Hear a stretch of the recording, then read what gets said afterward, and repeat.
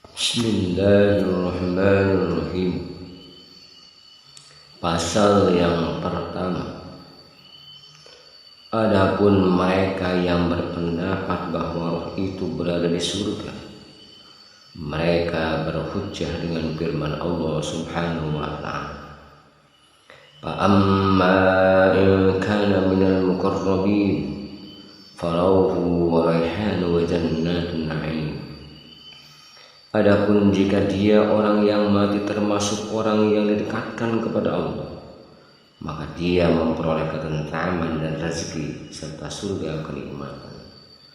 Quran surat Al-Waqiah surat ke-56 ayat 88 hingga 89. Mereka berkata hal ini difirmankan oleh Allah setelah menyebutkan keluarnya roh dari badan karena kematian. Dan Allah membagi roh itu menjadi 3 macam. Muqarrabin, roh ini berada di surga yang penuh dengan kenikmatan. Ashabul yamin, dihukumi dengan Islam yang akan diselamatkan dari siksaan. Mukazzabah dahlah, mereka akan masuk ke dalam neraka jahanam. Mereka berkata bahwa hal ini terjadi setelah berpisahnya roh dengan badan. Allah juga telah menyebutkan keadaannya pada hari kiamat di awal surat, yaitu keadaan setelah kematian dan setelah ia dibangkitkan dari kuburnya. Mereka berhujjah dengan firman Allah Subhanahu wa ta'ala.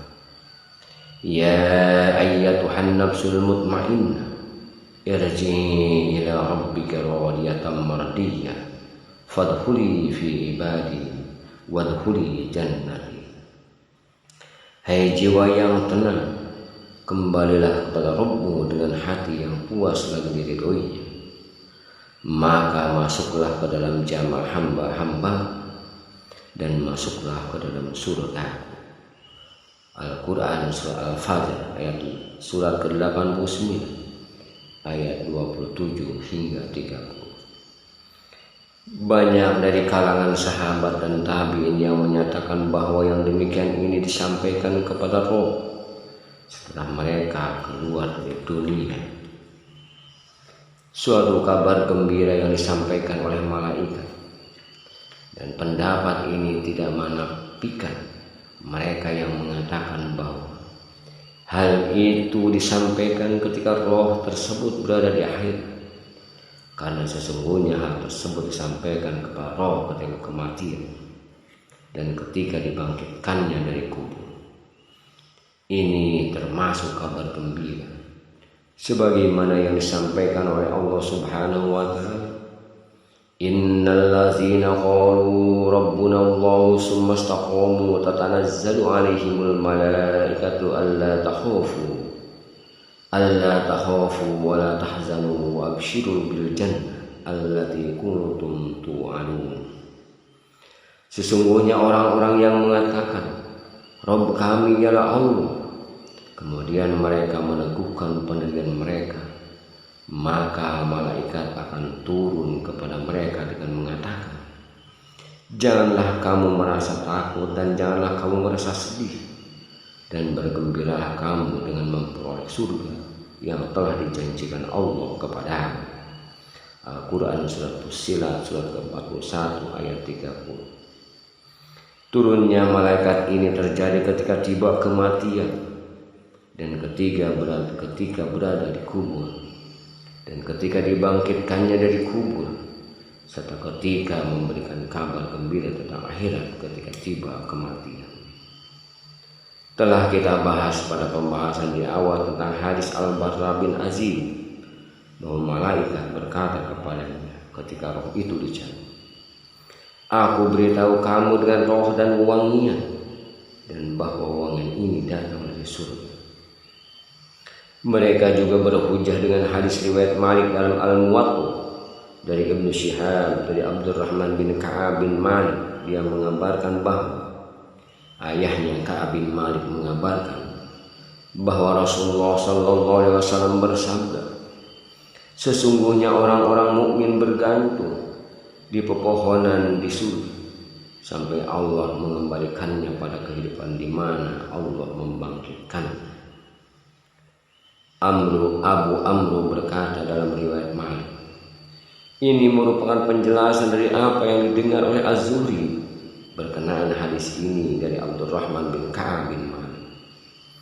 Begitu juga dengan riwayat yang diriwayatkan oleh Yunis dari Az-Zuhri, dia berkata, aku mendengar Abdurrahman bin Ka'ab bin Malik mengabarkan dari ayahnya.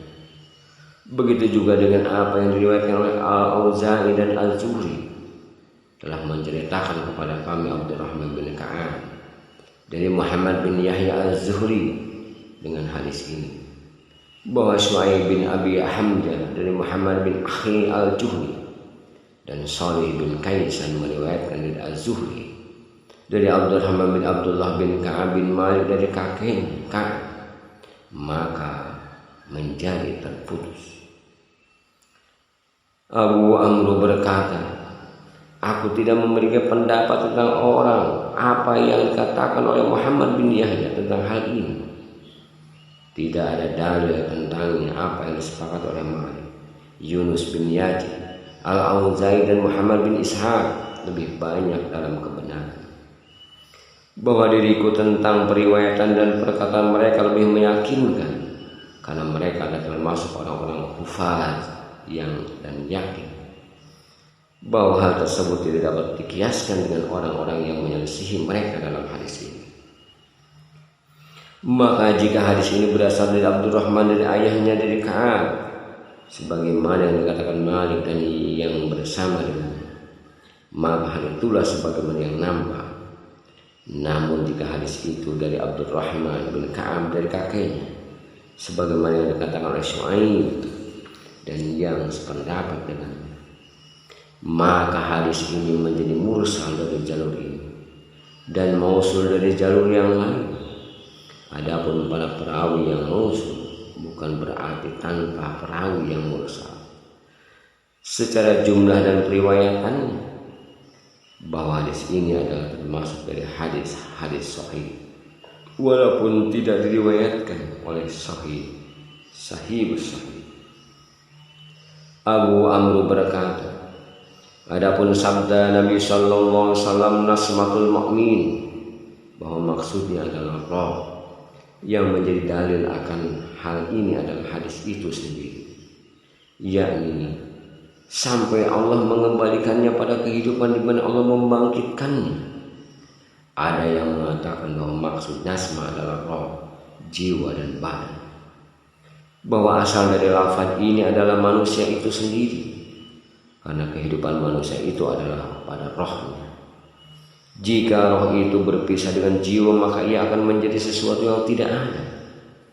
Adapun dalil yang menunjukkan bahwa nasma adalah manusia adalah sabda Nabi sallallahu alaihi wasallam, barang siapa yang memerdekakan jiwa wanita muslimah, dan juga perkataan Allah, dan demi yang membelah biji-bijian dan menyembuhkan jiwa, dan juga ungkapan seorang syair, hormatilah darimu di langit jika jiwa-jiwa itu memberontak.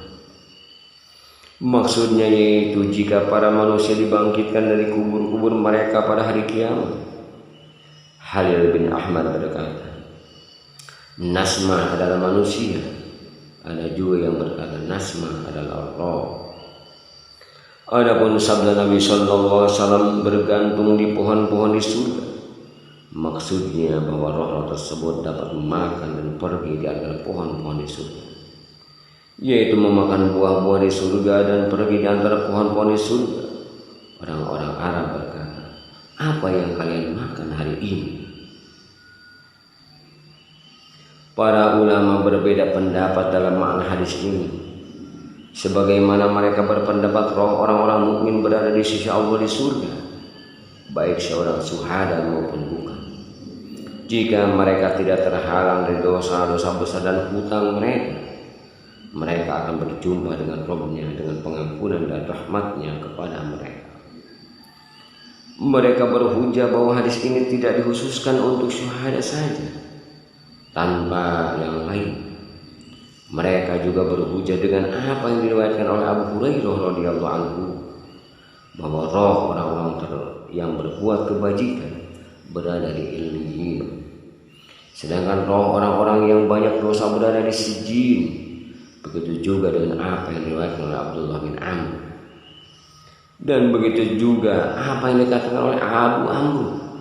Dan ini adalah pendapat yang menyelisih sunnah, yang tidak dapat dibenarkan kesohihannya, yaitu sabda beliau sallallahu alaihi wasallam, jika salah seorang di antara kalian meninggal dunia, maka akan diperlihatkan tempat duduknya pada pagi dan sore hari.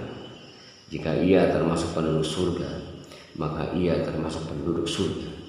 Jika ia termasuk penduduk neraka, maka ia termasuk penduduk neraka. Maka akan dikatakan kepadanya, inilah tempat dudukmu sampai Allah membangkitkan kalian pada hari kiamat.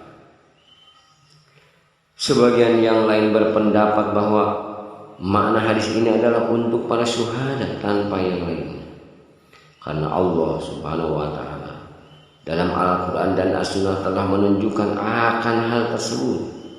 Al-Quran telah menyebutkan, wala tahsabannal ladzina qutilu fi sabilillahi amwata bal ahya'un 'inda rabbihim yurzaqun farihina bima atahumullahu min fadlihi wa yastabshiruna bil ladzina lam yalhaqu bihim min khalqihim alla khaufun 'alaihim wa la hum yahzanun. Janganlah kamu mengira bahwa orang-orang yang gugur di jalan Allah itu mati, bahkan mereka itu hidup di sisi Rabbnya dengan mendapatkan rezeki. Mereka dalam keadaan gembira disebabkan karunia Allah yang diberikannya kepada mereka. Al-Quran surat Al-Imran surat ketiga ayat 169 hingga 170.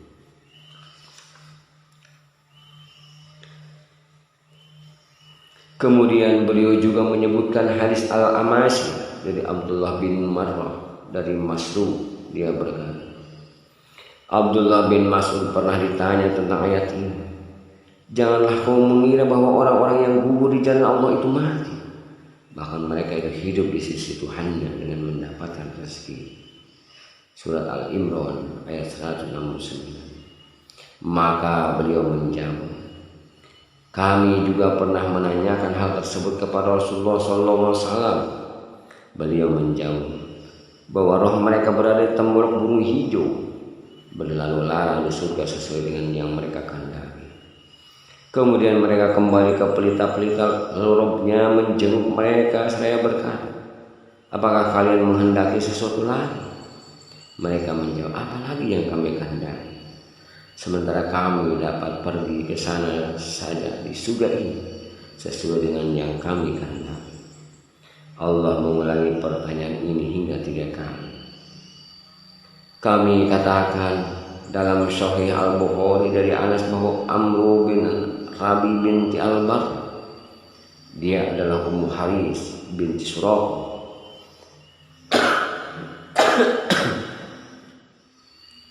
Nabi sallallahu alaihi wasallam seraya berkata, wahai Nabi Allah, tidaklah engkau memberitahu kami bagaimana keadaan Harisah, bahwasanya Harisah terbunuh pada perang Badar, yang mana ia terkena anak panah dari seseorang yang tidak diketahui.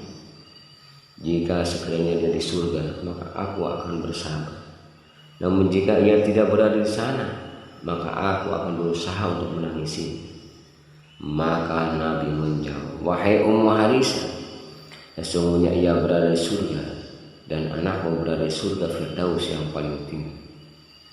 Disebutkan juga dari jalur Baqi bin Mukhalad telah menceritakan kepada kami Yahya bin Abdul Hamid, telah menceritakan kepada kami Ibnu Uyainah dari Abdullah bin Abi Yazid yang mendengar Ibnu Abbas berkata, roh para syuhada berada di tembok gunung hijau yang bergantung di buah di surga. Abu Umar berkata, semua atsar ini menunjukkan bahwa mereka adalah para syuhada tanpa yang lain. Dalam sebagian riwayat yang lain disebutkan bahwa mereka berada di sebuah guru. dan yang lain yang menyebutkan bahwa berada di tembolok seekor burung yang lainnya, dan yang lainnya menyebutkan mereka berada dalam seekor burung hijau. Telah diriwayatkan dari Isa bin Yunus, yaitu hadis Ibnu Mas'ud dari Al-Ammasi, dari Abdullah bin Marwah, dari Masruq, dari Abdullah, dia berkata, seperti burung berwarna hijau. Kami katakan, adapun yang terdapat dalam Sahih Muslim ialah dalam tembolok burung hijau. Adapun tentang pendapat orang-orang yang mengatakan bahwa hadis Ka'ab ini hanya dikhususkan untuk para syuhada, bukan yang lainnya, adalah mengkhususkan yang tidak ditunjukkan secara lafaz. Itu hanya sebuah pertakwilan lafaz yang bersifat umum berdasarkan pada sebutan yang lebih sedikit. Sebagaimana hadis Al-Miqdam bin Ma'an Yakri, bagi orang-orang yang mati syahid mempunyai 6 perkara. Mereka akan diampuni dosa-dosanya di saat darahnya memancar. Dia akan melihat tempat duduknya di surga. Ia akan merasakan manisnya iman. Ia akan dinikahkan dengan para bidadari. Mereka akan diselamatkan dari azab kubur. Dan mereka akan diselamatkan dari fitnah yang besar. Dan akan diletakkan di atas kepalanya mahkota dari permata yang lebih baik daripada dunia dan seisinya. Dia akan dinikahkan dengan 72 bidadari, dan ia akan diizinkan untuk memberikan syafaat kepada 70 anak kerabatnya. Jika perkara ini dikhususkan untuk orang syahid, maka akan dikatakan untuk orang syahid dan tidak dikatakan untuk orang mukmin. Begitu juga dengan hadis Qais al-Jadan, orang-orang mati syahid akan diberikan 6 perkara. Dan begitu juga dengan hadis-hadis dan nas yang lainnya.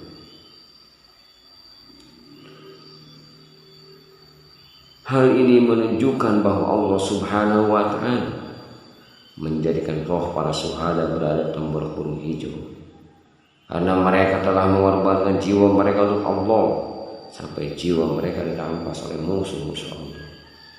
Maka Allah menggantikannya di barja dengan badan yang lebih baik, dan akan terus menerus seperti itu sampai hari kiamat. Kenikmatan yang ia dapatkan oleh perantara badan mereka lebih sempurna daripada kenikmatan yang dirasakan sendiri tanpa badan. Maka dari itu jiwa seorang mukmin dalam bentuk burung atau seperti burung dan jiwa para syuhada berada di tempat tembolok burung hijau. Maka perhatikanlah 2 lafaz hadis ini. Jiwa seorang mukmin itu berupa seekor burung. Hal ini berlaku bagi jiwa syuhada dan yang lainnya. Kemudian dikhususkan bagi syuhada dengan lafaz jiwanya berada di tembolok burung. Dan telah diketahui bahwa roh tersebut berada di tembolok burung, maka itulah yang benar terjadi. Maka sholawat dan salamnya semoga tercurahkan kepada siapa yang membenarkan sabda beliau, sebagaimana dengan sebagian yang lain. Dan hal tersebut menunjukkan bahwa kebenaran tersebut datang dari sisi Rabbnya. Pengompromian ini lebih baik daripada pengompromian yang dilakukan oleh Abi Umar dan penguatan riwayatnya, yang meriwayatkan bahwa roh orang-orang mati syahid berada di burung hijau, bahwa riwayat tersebut adalah benar. Yang satu seperti burung hijau dan yang satunya berada di tembolok burung hijau. Wallahu a'lam bishawab.